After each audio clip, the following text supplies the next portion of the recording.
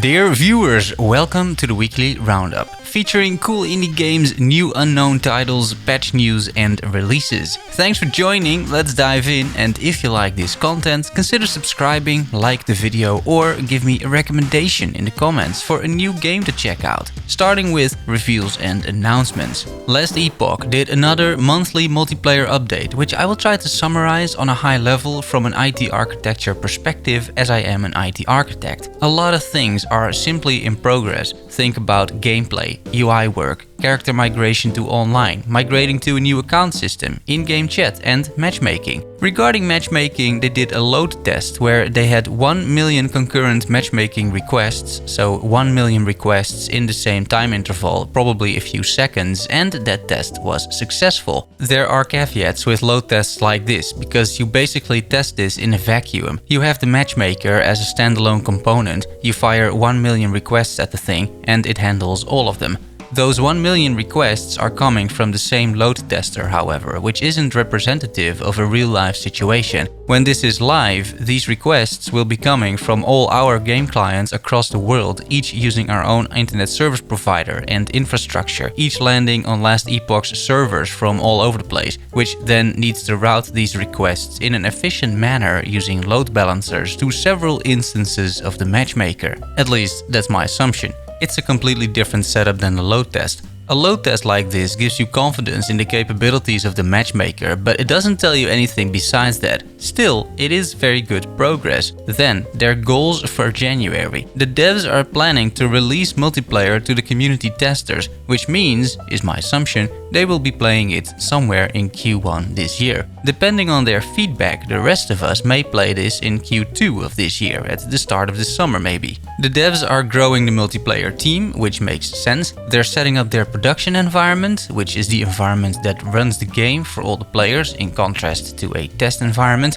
Crafting for multiplayer and the monolith still need work. That is mostly because crafting does a lot of state saves, which means the game saves your current game state. After every craft, this happens. If something goes wrong here, you might lose or duplicate your item in an online setting. With multiplayer, this is a common occurrence if you've been following any other online game lately, like New World or Wolcen back in the day. It's common because with multiplayer you get so many different save state requests from players all over the world, which have to be handled by so many different multiplayer infrastructure components. And that means it's relatively easy for this complex process to make a mistake. Or more commonly, to simply not be able to process the load, either because of sheer volume or because the processing efficiency isn't there. If it takes too long to process even smaller number of requests, your system at some point will stop working, and that's where you get duplication bugs or lose items. It's pretty much the cardinal sin, of course, for any online game, as it instantly breaks any economy and it shatters your reputation, so it's very important to get this right. I have full confidence though in the devs, and I appreciate the transparent posts around this. Broken Ranks announced their release date, January 25th. Broken Ranks is a game set in a universe that's been in development for over a decade by indie studio White Moon. This universe has an enthusiastic community around it with a yearly real-life event, which is not something many games can say. The universe originally was part of a browser-based game, and Broken Ranks is the successor to that game. It is not browser-based anymore, but it is an application which you can download from the website. The game itself isn't available on Steam, for the time being at least. You need to install and download this yourself. The devs describe the story like this. Broken Ranks is a story about uniting a scattered nation. It is the tale of a refugee searching for their place in the world. It is a history of a hero who needs to find strength to restore what the invaders took away from them, and it is the record of a brutal reality that brings not only challenges but also opportunities. I played this game already, actually, in the beta. It combines world exploration, gripping storytelling and interesting characters with tactical, brutal, bloody combat. Combat is tactical but also time-based, only giving you a 10-second window for your decision making, adding an element of tension to otherwise turn-based combat. There are 7 classes to choose from, each of course with their own abilities, for example example, there's a knight, a voodoo or an archer. Finally, the game is free to play with a premium currency called Platinum.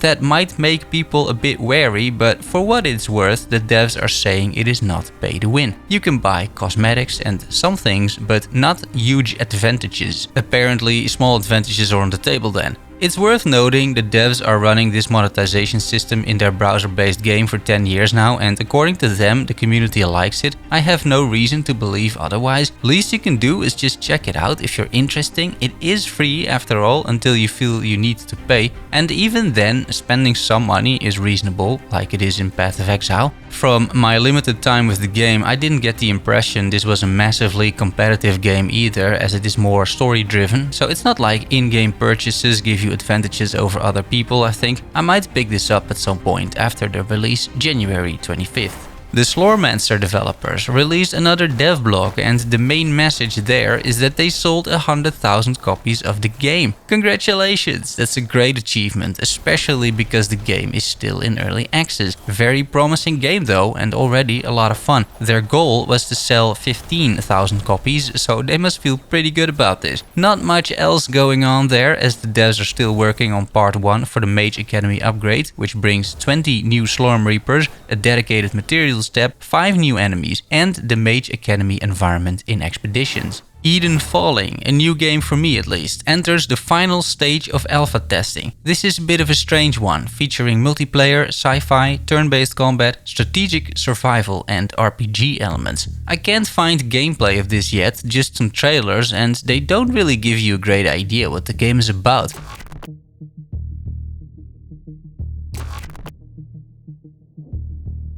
It is very indie though, developed and published by Razor Edge Games, and I think this is maybe a mix of modern and classic Fallout games. I'm getting those kind of vibes. This time it is not a massive nuclear war turning everything to shit, but a massive asteroid impact. Actually, a much more realistic scenario. The update spoke about a visual improvement, which is possible due to a specific pipeline in Unity, so now that the game gets created using that pipeline, it is looking a lot better. You can see the pictures for comparison. This is just to put this on your radar. I'll keep following this in the future and will report on more news or actual gameplay. Now, I normally try to stay away from religion and politics on the channel, apart from maybe a small joke here and there. And honestly, I don't really know the reasons for the devs making this game, but it's been recommended to me a few times now. And yesterday the devs released their progress from the last 2 years in a video, which you are watching. I can't deny it anymore. I Am Jesus Christ is a real game in Unreal Engine. I was raised a Christian actually. I'm not religious anymore, but I know all of these stories, and apart from the clear moral messages in them, they are decent stories. It could be fun playing out those stories yourself in ancient Israel. And there's a ton of material around to work with, of course, you know, the entire Bible pretty much. The storyline is spoiled already, I'm afraid, but hey. So, you know, if you are for some reason interested in this, check it out. There are already a ton of people involved, and I don't think they're all just waiting to play their own Lord and Savior. I think this game could actually be decent or reach a supreme meme status, so let's see.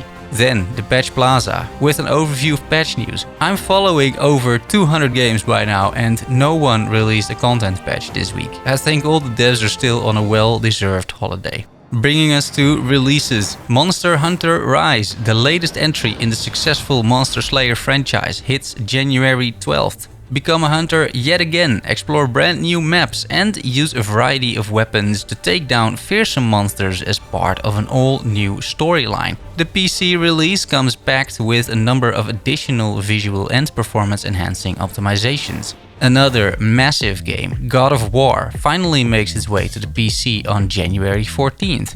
This game won every prize possible. It's according to some the best game ever made even, and what do I really need to say about this? Maybe I should mention the PC version has high fidelity graphics, NVIDIA DLSS and ultra-wide support for that cinematic experience. Time for some personal updates. What have I been up to? Quite a few things actually. I played the final Path of Exile event, Delirium Everywhere. It is as horrible as you think it is, but I just wanted to make sure. I'll have a video out soon giving feedback on all the different events and why I believe these events could have been so much better with a bit more effort from GGG. Staying with ARPGs, I dove into Killsquad again, trying to complete all the regular contracts so I can show you some footage of the new endgame. It's difficult though completing those because there aren't that many people around playing and I'm suffering from some hosts disconnecting, so it's a bit rough out there, but I am making progress. I am getting better and better at ANVIL as well. I'll be showing you a gameplay slice in a bit of a new section I'm experimenting with relatively soon. I will experiment a bit with semi-edited gameplay footage, meaning I will record myself playing the game for an hour or so while commentating and then edit that down to something that is hopefully enjoyable to watch, maybe 20 to 30 minutes long. That means it is not scripted, but more of a slice of gameplay, if you will, to give you a good idea what the game is about and to see why I am enjoying it. I played Old World quite a bit. The publisher, Hooded Horse, hit me up with a key after I covered Falling Frontier in the 22 Cool Indie Games for 2022, which they publish as well. Old World is already out on Epic, but I wasn't aware of that. It releases on Steam in half a year after the exclusivity deal is over, and it is a 4X game. It's very much like Civilization, but there are some other aspects to it as well. I have 20 hours into it already and I am pondering about what sort of content I would make around this. I can already recommend it. It is a great game, but very complicated and difficult to explain. Not sure how to cover it, but now at least you know it exists. And that's it. If you have any questions or remarks, put them in the comments below. I hope you enjoyed the video. And if you did and you want more like this, consider liking the video or even subscribing. Thanks for watching and for making it to the end. Love you all. See you soon. Bye bye.